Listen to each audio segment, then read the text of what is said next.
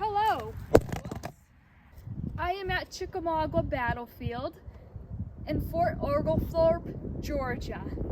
Now this is the first national military park in the United States, and I am going to tell you a story about how the Confederates almost won the Civil War right here.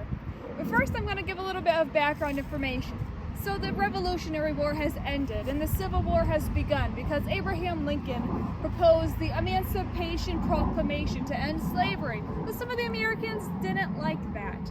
So we've got Abraham's Northerners, aka the Union, and this was led by General Rosecrans at this battle, and then we've got the Confederates, the Southerners, who were for slavery, and this was led by General Bragg.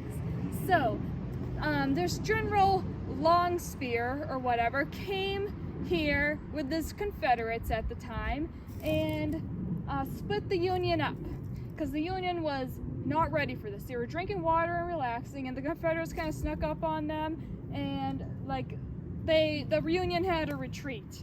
Okay, so there was a couple of Union people that I'd like to mention who stood their ground, though. This was George H. Thomas, the Rock of Chickamauga, and there was Colonel Wilder, who came running in on his horses, and he got down and fought them, and it was called the Lightning Brigade. I'd say the Confederates got a small victory here, but they didn't take advantage of it. So President Abraham Lincoln said taking Chattanooga was almost as important as taking Richmond, Virginia in this battle. So next up was the battles around Chattanooga, Tennessee, like Missionary Ridge. But the most important one was the top Lookout Mountain, and they called that the Battle Above Clouds because it was literally on a mountain. Now, the Union has some better generals by then, I would say. We had Ulysses S. Grant, and we had Joseph Hooker, in which, if you see Hooker Street, it is named after General Hooker. Okay.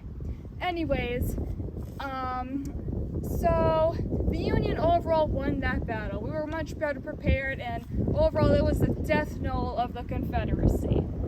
But let me tell you why the Cherokee people might have foretold this. Chickamauga in Cherokee translates to River of Death. So the Chickamauga Creek is actually called the River of Death. And there was 34,000 casualties of people wounded, killed, missing in this war.